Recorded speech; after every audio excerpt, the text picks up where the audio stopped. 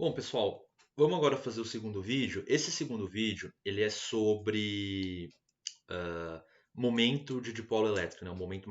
Dipolo elétrico não, momento de dipolo magnético. Tudo bem? A gente vai falar aqui basicamente de dipolo magnético e como que a gente pode interpretar isso, tá? A ideia básica é a seguinte, gente. Ah, se a gente pode pensar num dipolo magnético assim. Vamos pensar numa espira, né? Numa espira, aqui uma espira, conduzindo uma corrente elétrica I. Tudo bem? Então aqui a gente tem uma espira conduzindo uma corrente elétrica I. Né? Então tem uma corrente aqui circulando. A gente pode pensar, né, o momento magnético dessa espira, que a gente representa pela letra μ, pelo vetor μ, né, vai ser um vetorzinho que vai apontar perpendicular aqui à espira. Tá?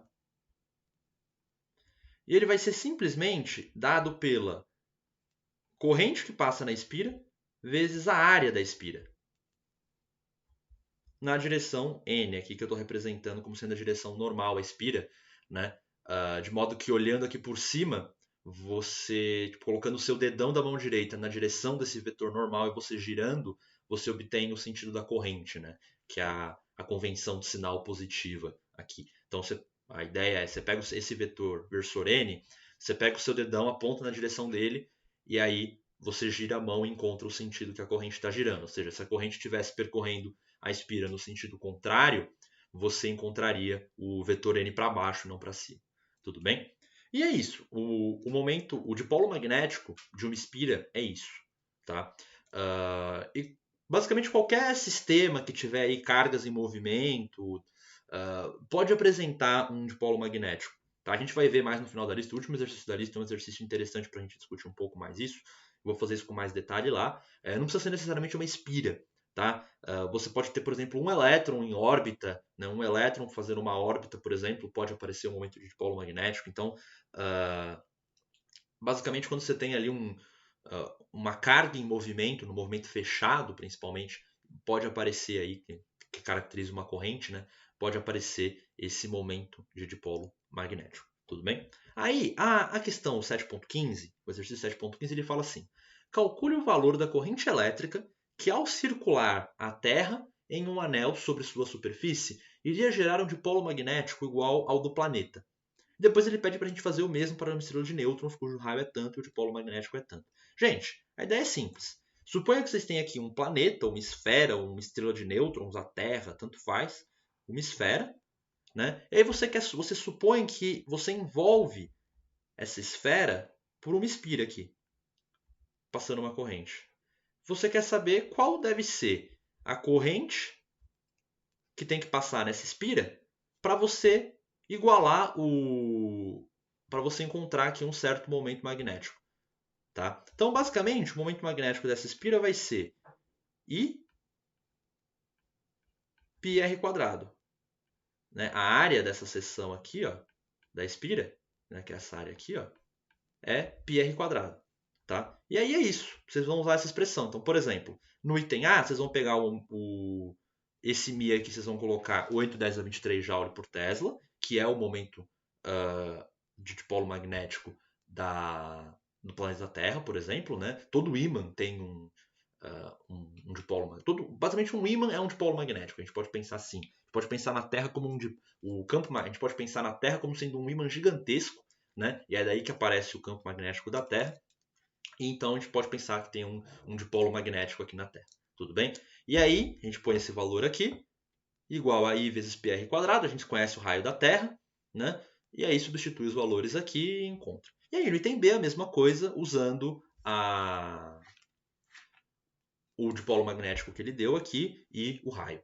Tudo bem? Aí a gente encontra a corrente. Não esqueçam de usar o raio em metros, tá? E é isso, é uma questão super tranquila só para substituir os valores. Eu escolhi discutir essa questão mais para introduzir a expressão do dipolo magnético para vocês do que para realmente resolver. Tranquilo?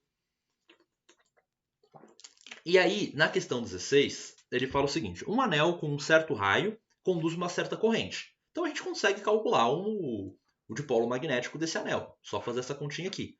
Tudo bem? Mesma conta. Então, uma coisa que a gente consegue determinar.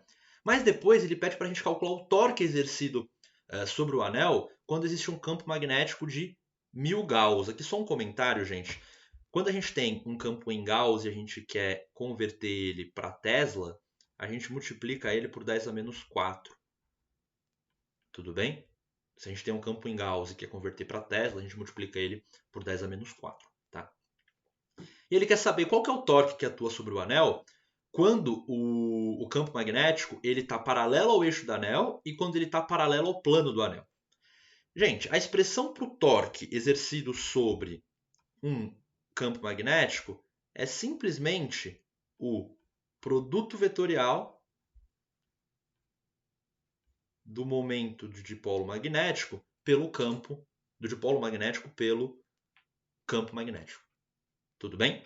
É só isso. É igualzinho no campo elétrico. No campo elétrico tinha uma relação desse tipo, né? No campo elétrico, o torque sobre um dipolo elétrico era o momento de dipolo elétrico P vezes o campo elétrico. Aqui é a mesma coisa. Inclusive lá também a energia potencial elétrica era menos P escalar E, né? Aqui é a mesma coisa. Também aparece uma energia potencial magnética que é menos μ escalar B. Mesma coisa. Mesma coisa. Tá? Então tem essa simetria de relações. Tá? E é isso, gente. A fórmula é simplesmente essa. Tá? É o produto vetorial de μ por B. Na situação do item B, a gente tem a espira aqui com o momento magnético aqui nessa direção. Porém, o campo elétrico está paralelo ao eixo do anel. Então, o campo magnético está paralelo ao eixo do anel. Então, o campo magnético está aqui também. Ó. E aí, aqui é fácil perceber que o torque vai ser nulo, né?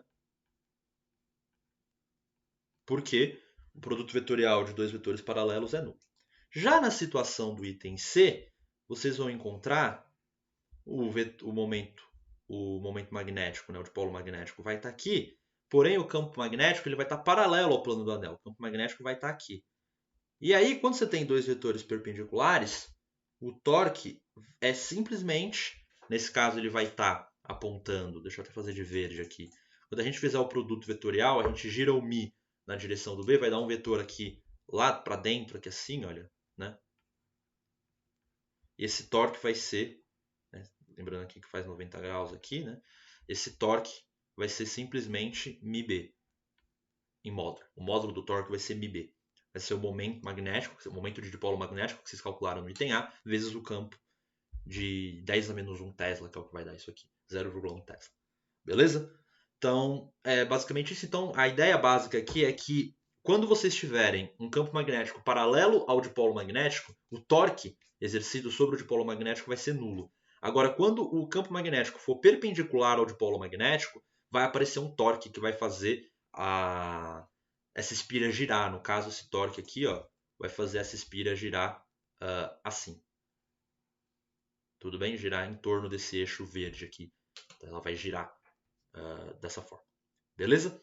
Então foi isso, gente. Esse foi o vídeo para discutir um pouquinho sobre dipolo magnético, discutir um pouco o torque que aparece quando um dipolo magnético está sob a ação de um campo. Inclusive, isso que explica um pouco de como que a bússola se alinha com o campo, né?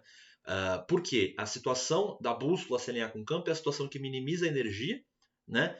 E o fato de a gente ter esse torque aqui faz sempre com que a gente gire o sistema, né? Se o momento magnético não estiver alinhado com o campo magnético, a gente vai girar o sistema de modo que isso aconteça. Tudo bem? Então, isso aqui ajuda a explicar também o porquê que um ímã, né, no caso da bússola, se alinha com o campo magnético. Beleza? Então foi isso, gente. Espero que vocês tenham entendido legal esse vídeo. E aí no próximo vídeo eu vou falar sobre efeito Hall. Beleza?